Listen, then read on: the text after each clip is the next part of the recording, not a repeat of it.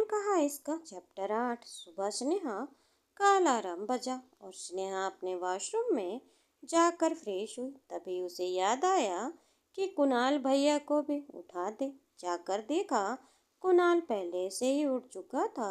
स्नेहा ने उससे पूछा, भैया आप उठ गए क्या? कुणाल ने जवाब दिया, हाँ मैं उठ गया हूँ और वॉशरूम में हूँ। तू रेडी हो जा, फिर मंदिर चलेंगे। स्नेहा ओके बोलकर वापस अपने रूम में गई। उसने पिंक कलर का सलवार सूट निकाल कर पहना और अपने बालों की चोटी बनाए और रूम से निकलने ही वाली थी कि तभी उसे शोएब की कही बात आई और वो वापस रूम में आकर मिरर के सामने खड़ी हो गई और एक छोटी सी काली बिंदी निकालकर उसे अपने माथे पर लगाकर मुस्कुराने लगी और नीचे उतर आई। कुणाल ने अपने कमरे से नीचे आकर बोला, स्नेहा चल पहले मंदिर हो आते हैं, उसके बाद आकर नाश्ता करेंगे। स्नेहा ने हामी भरी और कुणाल के साथ बाइक से मंदिर चली गई। कुछ ही देर बाद वह दर्शन करके वापस आई। कुणाल की मम्मी कुणाल और स्नेहा का नाश्ता लगाने लगी। कुणाल नाश्ता फिनिश किया और उसने मम्मी से पूछा, मम्मी पापा कहाँ हैं? कुणाल की मम्मी बोली, तुम्हारे पापा ऑफिस चले गए हैं, जाओ तुम भी नाश्ता करके चले जाओ। कुणाल ने कहा, इतनी जल्दी पापा चले गए, मुझे बताया क्यों नहीं आपने कि आज पापा को जल्दी ऑफिस जाना था? कुणाल की मम्मी बोली, मुझे भी नहीं पता था, उन्होंने सुबह ही बताया कि आज उनकी किसी से मीटिंग है, तो भी जल्दी से ब्रेकफास्ट कर ले, चला जाना, इतना क्यों टेंशन ले रहा है? कुणाल जल्दी से अपना ब्रेकफास्ट किया और बाइक की चाबी उठाकर जल्दी जल्दी ऑफिस निकल गया। स्नेहा अपने कमरे में थी, तभी दोपहर रुखसार का फोन आया। रुखसार ने कहा, क्या हुआ स्नेहा, तुम अपने घर से निकली या नहीं? स्नेहा हड़बड़ाते हुए बोली, हाँ बस निकल ही रही हूँ, 10 मिनट में पहुँच जाऊंगी। रुखसार ने ओके बोलकर फोन कट कर दिया। स्नेहा नीचे आई। उसकी मम्मी सोफे पर बैठकर टीवी देख रही होती है। उसने घर से बाहर निकलते हुए कहा, मम्मी मैं कोचिंग के लिए निकल रही हूँ, रुखसार का फोन आया था। मम्मी बोली, अच्छा ठीक है जाओ, ध्यान से जाना।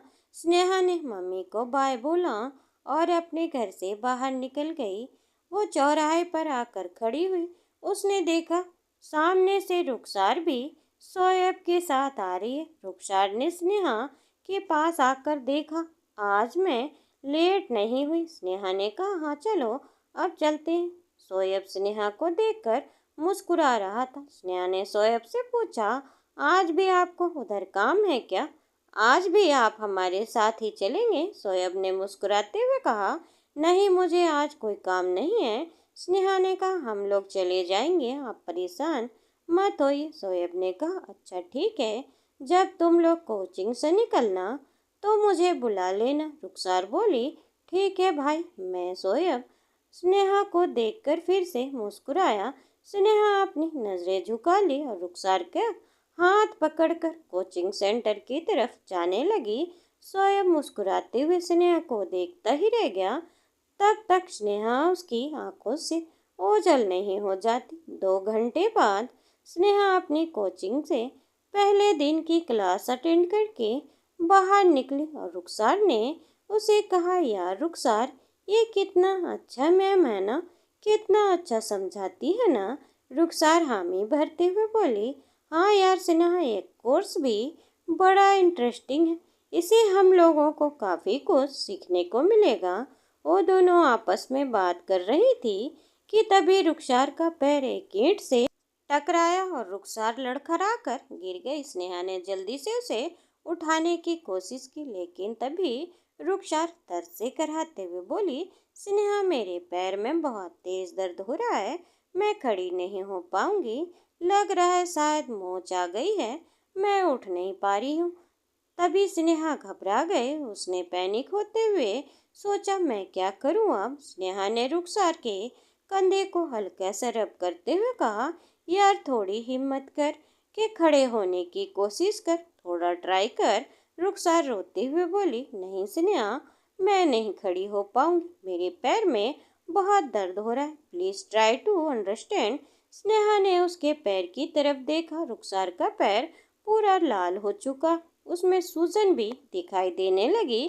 स्नेहा ने जल्दी से अपना फोन निकाला और शोएब को फोन करने लगी। शोएब ने पहली बार में ही कॉल रिसीव कर ली। उसने कहा, अरे स्नेहा जी, आपने मुझे कैसे कॉल किया? स्नेहा हड़बड़ाते हुए बोली, सुनिए शोएब जी, आप जल्दी से कोचिंग के पास आ जाइए।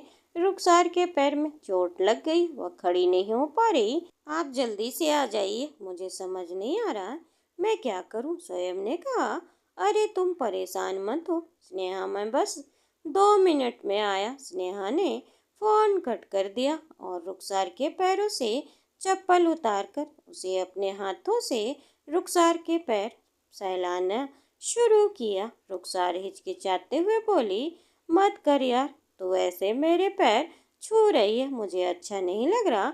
स्नेहा उसे डांटते हुए बोली, अरे पागल, उसमें क्या होता है, तुम इसे देखो, तुम्हारे पैर में कितना लाल हो गया। मुझे बहुत टेंशन हो रही है। स्नेहा रुखसार के पैरों को फिर से अपने हाथों से सहलाने लगी। थोड़ी देर में ही शोएब वहां आ गया और स्नेहा को रुखसार का पैर सहलाते देखकर बोला, क्या हुआ, कैसे लगी चोट? पैर पर बिल्कुल लाल हो गया है और इसमें सूजन भी काफी दिख रही है, उठो तुम। रुखसार रोते हुए बोली, भैया मेरे पैर बहुत दर्द हो रहा है, मैं उठ नहीं पा रही हूँ। तभी शोएब रुखसार को एक तरफ से उठाने की कोशिश करने लगा, दूसरी तरफ से स्नेहा उसे पकड़ते हुए तब जाकर कहीं स्नेहा रुखसार खड़ी हो पाई। शोएब जल्दी से बाइक को स्टार्ट किया और उसने स्नेहा और रुखसार की तरफ देखते हुए कहा, तुम दोनों जल्दी से बैठो। स्नेहा बोली, नहीं, आप सिर्फ रुखसार को लेकर जाइए, मैं अकेले घर चली जाऊंगी।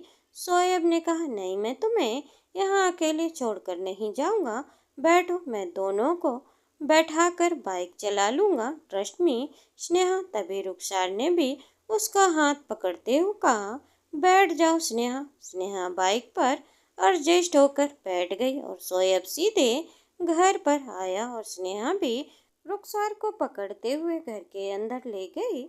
उसे सोफे पर बिठाकर उसने कहा, शोएब जी, कोई पेन रिलीफ स्प्रे है क्या? तभी शोएब अंदर वाले रूम में जाता है, फर्स्ट एड बॉक्स से पेन रिलीफ स्प्रे निकाल कर लाया और स्नेहा को दिया। स्नेहा ने रुखसार के पैरों में स्प्रे लगाया, अपने हाथों से उसके पैर को रब करने लगी। शोएब स्नेहा को ऐसा करता देखकर अपने मन में बोला, ये लड़की दिल की कितनी ज़्यादा अच्छी है। तभी रुखसार की मम्मी आई और बोली, क्या हो गया? स्नेहा बोली, कुछ नहीं आंटी, बस थोड़ी सी मोच आई है, आई विश सुबह तक ठीक हो जाएगी। रुखसार की मम्मी बोली, अच्छा, पैर मुड़ गया क्या? तभी रुखसार बोली, हाँ मम्मी, पता नहीं कैसे मुड़ गया, मुझे पता नहीं चला और बहुत दर्द हो रहा है। स्नेहा ने कहा, कोई बात नहीं यार, कल तक ठीक हो जाएगा, अब तुम रेस्ट करो, मैं अपने घर जाती हूँ, टेक केयर। स्नेहा इतना बोलकर उसके घर से बाहर निकल आई। तभी शोएब ने पीछे से स्नेहा को आवाज़ दिया, चलो स्नेहा, मैं तुम्हें तुम्हारे घर छोड़ देता हूँ। स्नेहा मना करते हुए कहा, अरे नहीं, रहने दीजिए, आप परेशान मत होइए, आप रुखसार का ध्यान रखिए, मैं चली जाऊँगी। शोएब ने कहा, बाइक से नहीं, पैदल ही चलूँगा, चलो चलते हैं, और वैसे भी इसमें परेशान होने वाली बात नहीं। इतना बोलकर शोएब मुस्कुराने लगा। स्नेहा कुछ नहीं बोली और शोएब के साथ रोड के किनारे किनारे चलने लगी। उसने कहा, स्नेहा, एक बात कहूँ? स्नेहा ने धीमी आवाज में बोली, जी बोलिए। शोएब ने कहा, कुछ नहीं, रहने दो, फिर कभी पूछ लूँगा। और इतना बोलकर शोएब मुस्कुराने लगा। स्नेहा ने थोड़ा प्रेशर डालते हुए कहा, अरे क्या हुआ, पूछिए ना, क्या पूछ रहे थे? शोएब ने कहा, कुछ नहीं, बस ऐसे ही बोल दिया, सॉरी। स्नेहा हैरानी से देखते हुए कहा, अरे इसमें सॉरी की क्या बात है, पूछ लीजिए ना। तभी एक बाइक स्नेहा के बगल से निकल रही थी। शोएब ने स्नेहा का हाथ पकड़कर उसे अपनी तरफ खींच लिया और शोएब ने कहा, अरे संभल कर स्नेहा, स्नेहा घबराते हुए बोली, अरे क्या हुआ, ऐसे क्यों खींचा? शोएब जी, आपने मुझे बिल्कुल डरा ही दिया। तभी शोएब ने कहा, सॉरी स्नेहा, मैं तुम्हें बिल्कुल भी डराना नहीं चाहता था। अगर मैं तुम्हें अपनी तरफ ना खींचता, तुम्हारे हाथ में चोट लग जाती। वो बाइक तुम्हारे बिल्कुल करीब से गुजर रही थी। सॉरी अगेन, स्नेहा मुस्कुराते बोली। इतना सॉरी कौन बोलता है, इट्स ओके। इतना बोलकर स्नेहा हंसने लगी। शोएब स्नेहा को देखकर मुस्कुराने लगा। उसे देखते ही रह गया। स्नेहा उसके फेस के आगे अपना हाथ हिलाते हुए उसने कहा, क्या हुआ शोएब जी, कहाँ खो गए हैं आप? शोएब ने अचानक से कहा, अरे कुछ नहीं, चलो चलते हैं। शोएब ने अपनी जेब टटोलते हुए कहा, स्नेहा जी ये लीजिए आपका सामान। स्नेहा बोली, मेरा कौन सा सामान है आपके पास? तभी शोएब चॉकलेट निकाल कर स्नेहा के आगे किया और स्नेहा मुस्कुराने लगी। उसने ओह चॉकलेट, शोएब ने मुस्कुराते हुए हाँ में सर हिलाया।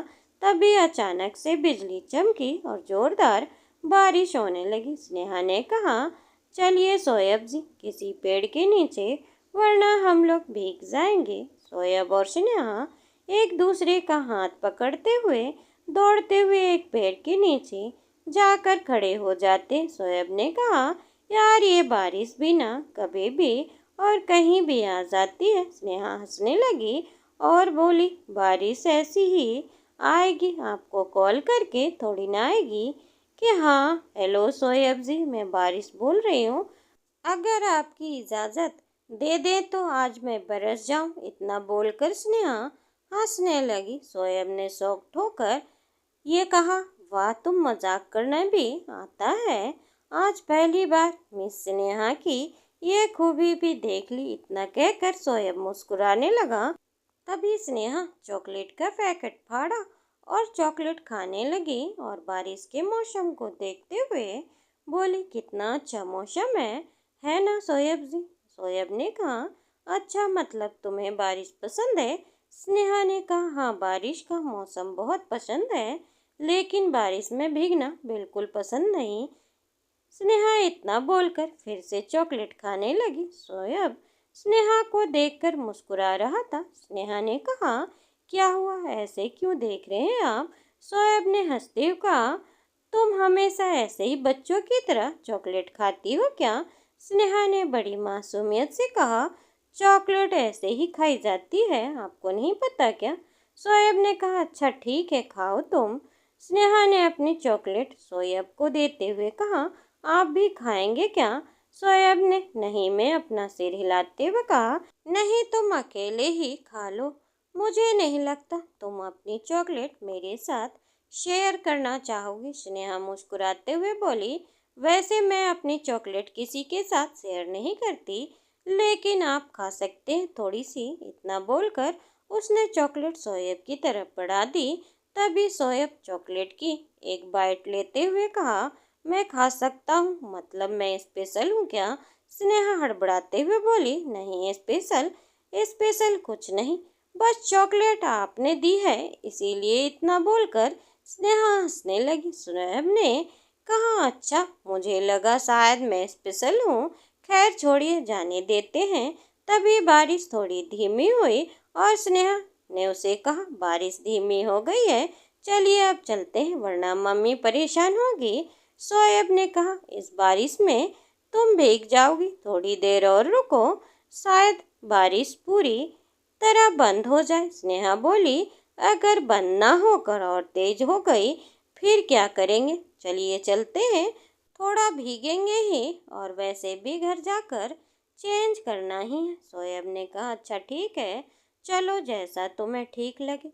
स्नेहा जल्दी से अपने घर आई और शोएब घर के बाहर स्नेहा को छोड़कर बाय बोलकर वापस चला गया। स्नेहा घर के अंदर आई और बोली, मम्मी कहाँ हैं आप? स्नेहा की मम्मी स्नेहा को देखकर बोली, अरे तू भीग गई क्या? स्नेहा ने उससे कहा, हाँ मम्मी भीग गई हूँ, थोड़ा सा बारिश रुक के ही नहीं रही थी, इसीलिए धीमी बारिश में ही भीगते हुए आ गई। मम्मी बोली, जल्दी जाओ और कपड़े चेंज कर लो वरना सर्दी हो जाएगी। स्नेहा ने उसे कहा हाँ मम्मी बस जा ही रही हूँ। तभी स्नेहा अपने रूम में जाती है और चेंज करके जैसे ही बाहर निकलती है और देखा उसकी मम्मी उसके रूम में उसके लिए चाय लेकर आती है और वहीं बैठकर स्नेहा के साथ बैठकर चाय पीने लगी। स्नेहा बोर हो रही थी और तभी उसने अपना मोबाइल फ़ोन उठाया। उसकी नज़र शोएब की नंबर पर गई। उस पर शोएब की डीपी देखकर वह ब्लश करने लगी। स्नेहा ने अपने मन में कहा मुझे अंजलि सही कहती थी, मिस्टर शोएब तो बड़े ही डैशिंग और हैंडसम है। स्नेहा ब्लश करती ही जा रही थी तभी कपिल वहां आता है और उसने कहा दीदी कौन सा जोक पढ़कर हंस रही हो, मुझे भी सुनाओ ना। स्नेहा हड़बड़ाते हुए बोली मैं कोई जोक नहीं पढ़ रही पागल, मैं बस टीवी देख रही थी। कपिल ने कहा टीवी कहाँ देख रही हो, आप तो अपने फ़ोन में बिजी हो, मैं कार्टून लगा लूँ। स्नेहा बोली हाँ लो लगा लो। स्नेहा ने कपिल को रिमोट देकर अपने रूम में चली गई और स्नेहा शोएब को मैसेज करने लगी। स्नेहा हेलो शोएब जी। और कुछ देर बाद शोएब का मैसेज आया हेलो क्या हुआ स्नेहा। स्नेहा मैंने आपको डिस्टर्ब तो नहीं किया, आप बिजी तो नहीं हैं। शोएब नहीं नहीं मैं बिल्कुल फ्री था। और क्या कर रही हूँ। स्नेहा कुछ नहीं बस बैठी हूँ, मैंने थोड़ा बोर हो रही थी सोचा आपको मैसेज कर लूँ। शोएब अच्छा मतलब मैं तुम्हें तभी याद आता हूँ जब तुम बोर होती हो। स्नेहा अरे नहीं नहीं ऐसी बात नहीं, बस ऐसे ही आप बुरा मत मानिएगा प्लीज़। शोएब अच्छा चलिए ठीक है, नहीं मानता बुरा। दोस्तों उम्मीद करती हूँ आपको ये कहानी पसंद आई हो। कहानी पसंद आई हो तो चैनल को लाइक करें और चैनल को सब्सक्राइब करना ना भूलें।